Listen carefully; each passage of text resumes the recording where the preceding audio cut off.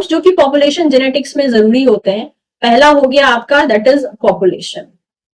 तो पॉपुलेशन हमने क्या कहा था, ये एक इंटरब्रीडिंग ग्रुप होते हैं जो कि सेम स्पीसीज से मिलकर बने होते हैं, जो सेम एरिया में सेम टाइम पे एक दूसरे के साथ इंटरब्रीड करके फर्टाइल ऑफस्प्रिंग को प्रोड्यूस कर सकते हैं, उन्हें हम पॉपुलेशन कहते हैं।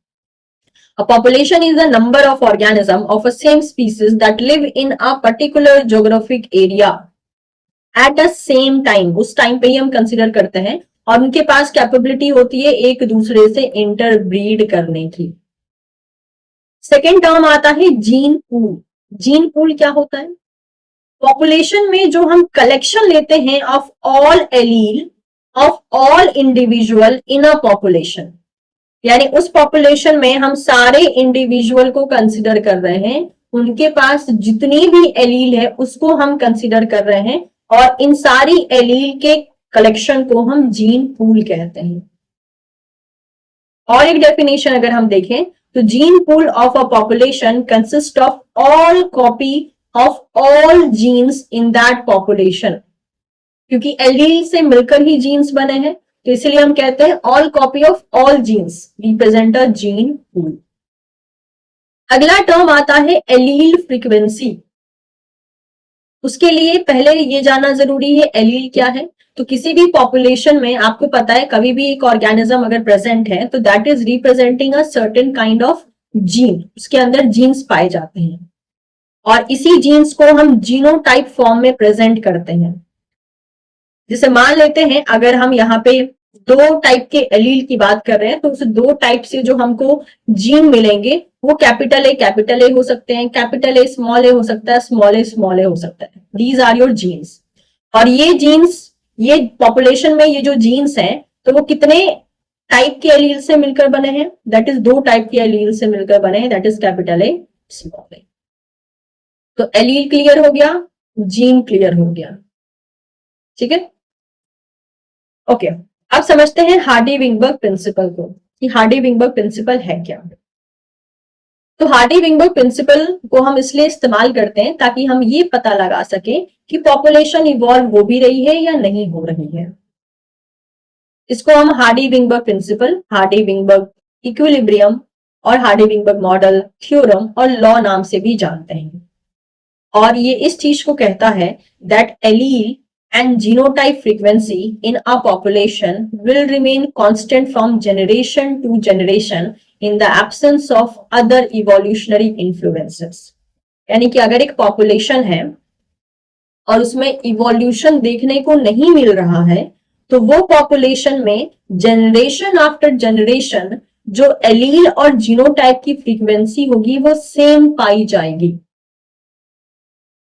वो बदलेगी नहीं। क्यों? क्योंकि उस पॉपुलेशन में जो बदलाव करवाने वाले फैक्टर थे वो कोई भी काम नहीं कर रहे हैं। ऐसा एज्यूम किया जाता है कि एक ऐसी पॉपुलेशन जिसमें कोई भी इवोल्यूशन नहीं हो रहा है, उस पॉपुलेशन में जनरेशन आफ्टर जनरेशन एलील और जीनोटाइप की फ्रीक्वेंसी सेम रहती है, कांस्टेंट रहती है, कोई बदलाव देखने को नहीं मिलता है। तो यानी कि अगर आप न्यूमेरिकली एक पॉपुलेशन का एलीलिक एंड जीनोटाइप फ्रीक्वेंसी निकाल लो और अगली जनरेशन में फिर से उनका एलील और जीनोटाइप फ्रीक्वेंसी निकालो और दोनों मोर और लेस सेम होंगे, तो आप बोल दोगे ये पॉपुलेशन हार्डी-विंगबर्ग में थी, क्योंकि इनमें कोई बदलाव नहीं आया है। लेकिन अगर पॉपुलेशन में ड्रास्टिक चेंजेस चले आते हैं एलील और जीनोटाइप की फ्रीक्वेंसी में, तो हम कहते हैं कि भाई ये पॉपुलेशन जो है एक इवॉल्विंग पॉपुलेशन है, क्योंकि इसमें बदलाव दिख रहे हैं। इसके बाद हमारे पास एक टर्म आता है डोमिनेंट, राइट। डोमिनेंट, रिसेसिव, ये सारे टर्म आते हैं। तो डोमिनेंट जो ट्रेट होता है वो क्या होता है, वो एक ऐसा ट्रेट होता है जो कि डिस्प्ले किया जाता है, जो दिखता है एक्चुअल में। और रिसेसिव टर्म किस चीज को डिस्क्राइब करता है, the trait that is masked by the presence of dominant trait. Recessive trait वो होता है जो डोमिनेंट के रहते हुए कभी अपने आप को एक्सप्रेस नहीं कर पाता है, जैसे कि कैपिटल ए स्मॉल ए। आपको पता है कि इस केस में क्या होगा, एक्सेप्शनल केसेस हटा देता हूं, इस केस में क्या होगा, जो फिनोटाइप मिलेगा हमको वो कैपिटल ए से एसोसिएटेड ही मिलेगा। क्यों? क्योंकि ए अगर मान लीजिए डोमिनेंट है तो स्मॉल ए रिसेसिव को बताता है, तो रिसेसिव जो है डोमिनेंट की प्रेजेंस में खुद को एक्सप्रेस नहीं कर पाता है, या रादर टू से आप ये कह सकते हैं कि डोमिनेंट ट्रेट जो है रिसेसिव ट्रेट को मास्क कर देता है, कवर कर देता है। So the genetic determinant of trait are called gene, यानी ट्रेट को जो जेनेटिकली डिटरमाइन करते हैं फैक्टर, उन्हें हम जीन कहते हैं। And gene for each trait has a 2 variant, और किसी भी जीन के लिए जो भी ट्रेट को कोड कर रहा है उसके 2 वेरिएंट हो सकते हैं, जिनको कि हम एलील्स कहते हैं। Genetic variation in a population can be analyzed and quantified by the frequency of allele. अब ये जो एलील है ये कितनी फ्रीक्वेंसी में एक पॉपुलेशन में प्रेजेंट है, अगर आप उसका पता लगाते हैं तो आप ये बता सकते हैं कि जेनेटिक वेरिएशन उस पॉपुलेशन में कितना देखने को मिल रहा है। Two fundamental calculation are central for the population genetics, जिसमें कि हम एलील की फ्रीक्वेंसी पता लगाते हैं एंड जीनोटाइप फ्रीक्वेंसी पता लगाते हैं। अब ये क्या है, कैसे है, हम इसको भी जरा सा बहुत बेस लेवल से शुरू करेंगे। अच्छा, उससे पहले ये जानना जरूरी है कि अगर एक पॉपुलेशन हार्डी-विंगबर्ग इक्विलिब्रियम में है तो वो कौन कौन से रूल को फॉलो करेगी, यानी अगर वो सारे कंडीशन उस पॉपुलेशन में सेटिस्फाई होते हैं तभी हम कहेंगे कि पॉपुलेशन हार्डी-विंगबर्ग इक्विलिब्रियम में है। अगर वो कंडीशन सेटिस्फाई नहीं होते हैं तो हम कहेंगे ये पॉपुलेशन इवॉल्विंग है, क्योंकि हार्डी-विंगबर्ग इक्विलिब्रियम में जो पॉपुलेशन होती है this is a state of being at some position. तो अगर इस स्टेट में यानी हार्डी-विंगबर्ग स्टेट में अगर एक पॉपुलेशन होती है तो वो नॉन इवॉल्विंग पॉपुलेशन होती है, यानी कि हम ये कह रहे हैं इफ नो चेंज, कोई चेंज उस पॉपुलेशन में देखने को नहीं मिलता है तो that population is in Hardy Weinberg equilibrium, जिसे हम कहते हैं नॉन इवॉल्विंग। यानी कि अब आपने जितने फैक्टर्स पढ़े हैं जो पॉपुलेशन में बदलाव लेकर आते हैं या फिर जो इवोल्यूशन करवाते हैं, वो सारे फैक्टर इस पॉपुलेशन में नहीं मिलेंगे, इस पॉपुलेशन पे वो फैक्टर्स काम नहीं करेंगे। और अगर मान लीजिए ऐसे फैक्टर्स जो कि काम करते हैं जिसकी वजह से चेंजेस आते हैं और वो फैक्टर अगर पॉपुलेशन में प्रेजेंट है तो पॉपुलेशन जो है हार्डी-विंगबर्ग में नहीं पाई जाएगी, वो पॉपुलेशन इवॉल्विंग होगी।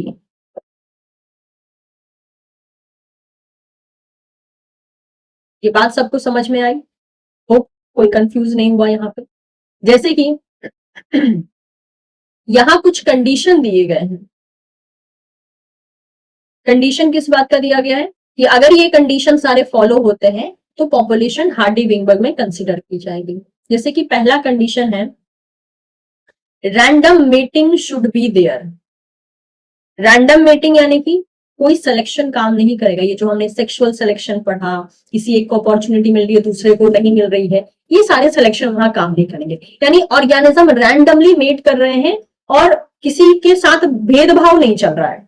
मुझे बताइए अभी तक जितने जगह आपने बदलाव को देखा वहां पे क्या रैंडम मेटिंग हो रही थी? नहीं, राइट? सिलेक्शन काम कर रहा था। फीमेल सेलेक्ट कर रही थी मेल को, चाहे कोई भी टाइप का मेटिंग सिस्टम हो, फीमेल सेलेक्ट कर रही थी कि भाई कौन कैपेबल है, मैं उसी के साथ जो है मेट करूंगी। तो बोला है random mating should be there, क्योंकि रैंडम मेटिंग होती है तो चेंजेस कम होते हैं। Each individual of a population has an equal opportunity of mating with the other individual of that population. Is it feasible? कि पॉपुलेशन के हर एक मेंबर को बराबर की अपॉर्चुनिटी मिले कि वो किसी और के साथ ब्रीड कर सकता है। क्या ये केस हमने अभी तक पढ़ा कहीं भी कि भाई सबको, सारे मेल्स को बराबर अपॉर्चुनिटी मिल रही है कि अलग अलग फीमेल्स के साथ जाके मीट कर सके? नो, हमने देखा था सिलेक्शंस काम करते हैं। यानी कि अगर एक पॉपुलेशन हार्डी-विंगबर्ग में है तो उसमें रैंडम मेटिंग होना चाहिए ताकि चेंजेस नहीं आएंगे। यानी कि एक तरीके से हम कह सकते हैं no sexual selection should be there in the population. एक ऐसी पॉपुलेशन जिसमें रैंडम मेटिंग हो रही हो और कोई सेक्सुअल सिलेक्शन ना हो रहा हो तो वो population one of the property को फॉलो कर रही है जो कि हार्डी-विंगबर्ग इक्विलिब्रियम स्टेट को बता रहा है। अगला देखिए, second, organism in a population should be sexually reproducing. सारे ऑर्गेनिज्म का सेक्सुअली रिप्रोड्यूस करना जरूरी है। Next, no natural selection occur in the population, क्योंकि सारे चेंजेस दिलाने वाले फैक्टर को बंद करना है तो नेचुरल सिलेक्शन तो इवोल्यूशन करवाता है और हार्डी-विंगबर्ग पॉपुलेशन तो नॉन इवॉल्विंग है, तो नेचुरल सिलेक्शन उस पॉपुलेशन में नहीं होना चाहिए। यानी किसी भी पॉपुलेशन में जो है सेक्सुअली रिप्रोडक्टिव एडवांटेज देखने को नहीं मिलेगा कि भाई तुम्हारे पास एडवांटेज कैरेक्टर है, तुम्हारे पास डिसएडवांटेज है, ऐसा कोई भेदभाव ही नहीं। नो म्यूटेशन, क्योंकि म्यूटेशन भी इवोल्यूशन करवाता है, तो बोला है कोई म्यूटेशन नहीं होना चाहिए। अगर ऐसा हुआ तो म्यूटेंट एलील का नंबर बढ़ जाएगा पॉपुलेशन में, वेरिएशन आ जाएगा, चेंजेस चले जाएंगे, हार्डी-विंग इक्विलिब्रियम ब्रेक हो जाएगा। नो माइग्रेशन, माइग्रेशन भी क्या करवाता है, एक पॉपुलेशन से दूसरे पॉपुलेशन में जब ऑर्गेनिज्म जाता है तो इसे माइग्रेशन कहते हैं, और वो अपने साथ जीन फ्लो करवाता है, यानी अपनी जीन को एक जगह से लेकर दूसरी जगह पे लेकर चला जाता है। तो अगर ऐसा होता है तो क्या होगा, एलीलिक एंड जीनोटाइप फ्रीक्वेंसी क्या हो जाएगी, चेंज हो जाएगी इस माइग्रेशन की वजह से। अगर एक ही पॉपुलेशन में रहेंगे बिना किसी माइग्रेशन के तो कुछ चेंज नहीं होगा। तो अगर चेंज हो रहा है तो अगेन वो हार्डी विंगबर्ग को सपोर्ट नहीं कर रहा है। हमें नो चेंज वाली चीजें चाहिए हार्डी विंगबर्ग को सपोर्ट करने के लिए। And last, population should be large in size, that is panmictic population होनी चाहिए। क्यों होनी चाहिए, अगर पॉपुलेशन बड़ी होगी तो जेनेटिक ड्रिफ्ट का सिग्निफिकेंट इफेक्ट उस पॉपुलेशन पे देखने को नहीं मिलेगा, क्योंकि वो पॉपुलेशन रैंडम इवेंट को रोक नहीं सकती है। बताओ कौन जेनेटिक ड्रिफ्ट को रोक सकता है, वो तो एक रैंडम प्रोसेस है, कभी भी देखने को मिल सकता है, राइट। स्पेशली जो नेचर से रिलेटेड है, जो नेचुरल कैलेमिटीज है, उसको कोई नहीं रोक सकता है। तो ये कितना भी चीजों को फॉलो कर ले, ये सारे के सारे एक हाइपोथेटिकल आप पॉइंट्स देख रहे हो, तो कितना भी कोई भी किसी भी चीजों को फॉलो कर ले, रैंडम इवेंट को आने से नहीं रोक सकता है। बस एक चीज हो सकती है कि पॉपुलेशन इतनी ज्यादा लार्ज हो जिसकी वजह से उसमें होने वाले changes allele as well as genotype frequency को फ्लक्चुएट ना कर पाए, हेंस वो चेंज सिग्निफिकेंट तरीके से ना देखने को मिले, यानी कि वो बदलाव तो हुआ है बट वो बदलाव नजर ही ना आए इन टर्म्स ऑफ फ्रीक्वेंसी। यानी सिंपल सी बात कहें तो ऐसी पॉपुलेशन में जेनेटिक ड्रिफ्ट का इफेक्ट नहीं देखने को मिलना चाहिए, क्योंकि जेनेटिक ड्रिफ्ट क्या करता है, एलील फ्रीक्वेंसी को चेंज करवा देता है, और ये जेनेटिक ड्रिफ्ट हमको पॉपुलेशन में नहीं चाहिए। तो ये सारे कंडीशन को अगर फॉलो किया जाए तो पॉपुलेशन क्या करेगी, हार्डी विंगबर्ग इक्विलिब्रियम में पाई जाएगी। और इसका अपोजिट कंडीशन फॉलो किया जाए तो पॉपुलेशन इवॉल्विंग कहलाएगी, जैसे कि नॉन रैंडम मेटिंग करवाना, उसके अलावा नेचुरल सिलेक्शन होना, म्यूटेशन होना, माइग्रेशन होना, पॉपुलेशन का स्मॉल साइज में होना, ये सब जो है इवोल्यूशन का रीजन हो सकता है। यहाँ पे भी वही लिखा गया है कि कौन कौन से कंडीशन होंगे and the consequences if condition does not hold, यानी कि इस कंडीशन को फॉलो नहीं किया गया तब क्या होगा, वो भी यहाँ मेंशन किया है। तो कंडीशन क्या है, no mutation, random mating should be there, no natural selection, extremely large population size होना चाहिए और नो जीन फ्लो होना चाहिए। तो ये था पार्ट 1 जिसमें कि हमने हार्डी विंगबर्ग प्रिंसिपल के ऊपर कौन सी थ्योरी अप्लाई होती है ये हमने समझने की कोशिश की। तो ये इस थ्योरी में हम मेनली ये देखते हैं कि एक आइडियल कंडीशन अगर हम कंसिडर करें तो एक पॉपुलेशन कौन से कंडीशन में हार्डी विंगबर्ग प्रिंसिपल को फॉलो करते हुए देखी जाएगी। अब ये हमने थ्योरी के बेसिस पे डील कर लिया। हमारा जो अगला पार्ट होगा दैट इज पार्ट 2, उसमें हम देखेंगे कि एलील की frequency as well as genotype frequency को कैसे निकाल सकते हैं हम, और उसको हम हार्डी विंगबर्ग से कैसे कनेक्ट कर सकते हैं। तो हमारा पहला पार्ट पूरा का पूरा थ्योरी बेस्ड था। जो हमारा सेकेंड पार्ट होगा वो न्यूमेरिकल बेस्ड होगा, जिसमें कि हम हार्डी विंगबर्ग से आने वाले डिफरेंट डिफरेंट क्वेश्चंस को देखेंगे कि हम उसे कैसे सॉल्व कर सकते हैं, उसके बेसिक्स को एज वेल एज फॉर्मूले को समझने की कोशिश करेंगे। फिलहाल में आपके सामने मैंने 2 क्वेश्चन रखे हैं, एक है 2019 जून से और दूसरा है जून 2023 से। ये दोनों क्वेश्चन जो हैं आप देख सकते हो प्योर थ्योरी पे पूछे गए हैं, दैट इज हार्डी विंगबर्ग इक्विलिब्रियम की थ्योरी पे पूछे गए हैं। तो आप इन दोनों का आंसर जो है मुझे कमेंट सेक्शन में जरूर बताइएगा, क्योंकि अगर आपने लेक्चर को बहुत ध्यान से सुना है तो आप इजीली इन सारे क्वेश्चन का आंसर दे सकते हैं। क्वेश्चन को बहुत ध्यान से पढ़ना है ताकि आपको पता चल सके कि एक्चुअल में क्वेश्चन में पूछा क्या गया है, क्योंकि अक्सर बच्चे ध्यान से ये नहीं समझते हैं कि पूछा क्या गया है और वो अपने अकॉर्डिंग आंसर कर देते हैं, और इनका जो कॉम्बिनेशन होता है ऑप्शन का वो भी बिल्कुल वैसा ही होता है जितने तरीके से आप सोच सकते हैं। तो just let me know the answer in the comment section, और बहुत ही जल्द आपके लिए पार्ट 2 भी लाया जाएगा जिसमें कि हम न्यूमेरिकल के बारे में बात करेंगे। अगर आपको यहाँ पे मिलने वाला कंटेंट पसंद आ रहा हो तो आप टीचिंग पाठशाला को सब्सक्राइब कर सकते हैं, वीडियो को शेयर कर सकते हैं अपने दोस्तों के साथ, और आने वाले टाइम में जो है ऐसी ही वीडियो और आपको मिलती रहेंगी regarding the different life science examination. Thank you so much everyone, will see you soon in the next session.